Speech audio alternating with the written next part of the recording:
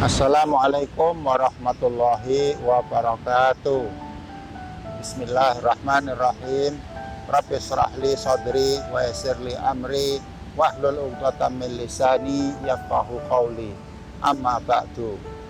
Apa kabar Anda semuanya? Semoga kita sehat selalu dan dilindungi oleh Allah Subhanahu wa taala.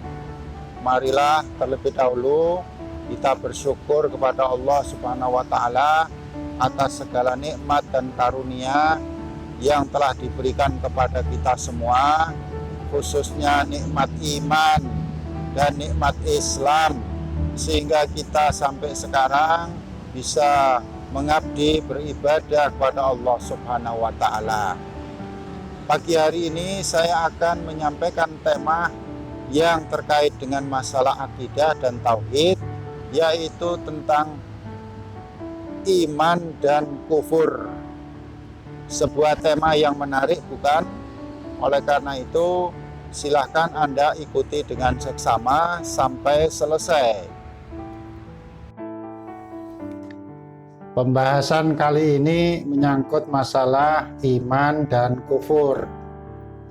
Iman itu artinya yakin, percaya bahwa Allah itu ada dan Nabi Muhammad adalah utusan Allah. Al-Quran adalah kitab suci. Kemudian malaikat adalah duta atau petugas ya, yang menjalankan perintah Allah dan tidak pernah bermaksiat kepada Allah. Begitu pula iman itu jika kita yakin akan adanya hari akhir serta takdir atau ketetapan yang telah digariskan oleh Allah kepada manusia. Semua yang saya sebut tadi menunjukkan bahwa iman itu memiliki pilar atau rukun yang jumlahnya 6 tadi, dan tidak bisa dipisahkan satu dengan yang lain atau dikurangi satu dengan yang lain. Misalnya kalau ada orang yang mengaku beragama Islam, KTP-nya Islam, dan dia percaya kepada Allah, tetapi dia ragu-ragu atau mengingkari adanya hari akhir, seperti dia tidak mempercayai adanya neraka, bahkan dia nekat menghendaki untuk masuk neraka karena nanti akan bergabung dengan teman-teman sebaya dan koleganya, bahkan membuat acara di neraka. Nah, orang seperti ini tidak beriman kepada hari akhir, sehingga imannya tidak sempurna ya, karena itu adalah satu kesatuan. Dan hadis Nabi menyebutkan bahwa al-iman antu'mina billahi wa malaikatihi wa kutubihi wa rusulihi wal yaumil akhir wa bil qadri khairihi wa syarrihi. Itulah rukun iman sebagaimana disebutkan dalam hadis Jibril yang tadi sudah disampaikan ya oleh teman dari mahasiswa. Itu menunjukkan pilar yang perlu kita jaga. Jangan sampai kita lemah iman atau tergoda imannya dengan isu-isu yang merusak iman karena media massa, karena pergaulan, karena lingkungan, sehingga iman kita menjadi melemah. Maka hendaknya kita memperkuat diri, membentengi diri dengan perkara yang dapat menambah dan meningkatkan iman. Kemudian kalau Muslim itu adalah aspek lahiriah, dohir yang nampak. Sebagaimana disebutkan dalam hadis yang sama, yaitu hadis Jibril, kalau Muslim atau orang yang beragama Islam itu adalah yang mengucapkan syahadat asyhadu an la ilaha illallah wa asyhadu anna muhammadar rasulullah, maka dia resmi menjadi seorang Muslim. Kemudian mendirikan sholat, berpuasa di bulan Ramadan, membayar zakat, dan melaksanakan ibadah haji. Semua itu terangkum dalam rukun Islam. Jika 5 rukun Islam itu dipenuhi, maka dia adalah layak disebut sebagai Muslim.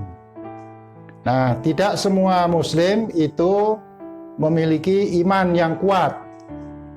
Kalau kita tercatat ya sebagai seorang Muslim, mari kita tingkatkan iman kita. Sebab iman itu aspek batiniah. Tidak ada yang tahu seberapa besar iman kita kepada Allah. Karena iman itu gejala spiritual. Tidak bisa diukur berapa besar iman kita. Hanya Allah yang tahu. Namun iman itu dibuktikan dengan amal, perbuatan kita. Kalau kita rajin beribadah, menunjukkan bahwa iman kita itu kuat. Jadi antara Muslim dengan mukmin itu saling melengkapi, berhubungan satu sama lain. Dan ada lagi yang lebih tinggi daripada iman, yaitu ihsan. Ihsan itu artinya anta'budallaha ka'annaka tarahu. Jika kita beribadah kepada Allah seolah-olah kita melihat Allah. Padahal sebenarnya kita tidak mampu untuk melihat Allah. Karena Allah itu bukan benda, bukan zat. Fa illam takun tarahu fa innahu yaraka. Dan kalau kita memang tidak sanggup untuk beribadah dengan melihat Allah, maka sesungguhnya Allah lah yang melihat kita. Jika kita beribadah dengan menghadirkan ihsan seperti itu, maka itu adalah tingkatan yang lebih tinggi daripada iman. Jadi sempurnanya itu kita menjadi Muslim yang beriman dan ihsan, yang berbuat baik. Saya kira untuk materi kita hari ini sudah sangat banyak merinci tentang masalah iman dan kufur tadi. Ibaratnya kalau kufur itu adalah lawan daripada iman. Dan jangan sampai kita dicemari iman kita dengan perbuatan kufur, baik itu yang besar maupun yang kecil. Kalau kufur yang besar itu berarti tidak beriman ya, atau mengingkari adanya Allah, Rasulullah dan seterusnya yang 6 rukun tadi itu. Nah, orang seperti itu disebut dengan kafir, hatinya tertutup, pikirannya tertutup. Sebutan kafir itu bukan sebutan yang negatif. Ya, jadi itu merupakan sebuah identitas yang berlaku bagi orang yang tertutup hati dan akal pikirannya untuk menerima kebenaran agama dari Allah.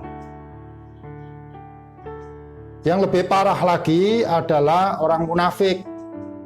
Orang munafik itu menyatakan dirinya beriman, tetapi dalam hatinya dia mengingkari. Hanya kepura-puraan. Kalau bertemu dengan orang Muslim, dia mengatakan beriman. Tapi kalau bertemu dengan orang kafir, dia mendukung perbuatan orang kafir. Maka inilah yang disebut dengan munafik. Berwajah dua, atau bahkan tidak punya wajah. ya, karena dia identitasnya tidak jelas. Ini bisa merusak komunitas muslim ya, karena perbuatannya itu bisa mengakibatkan orang lain terganggu.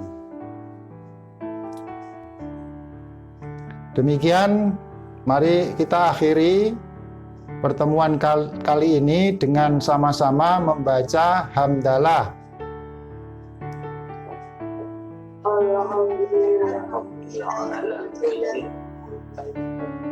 Wassalamualaikum warahmatullahi wabarakatuh.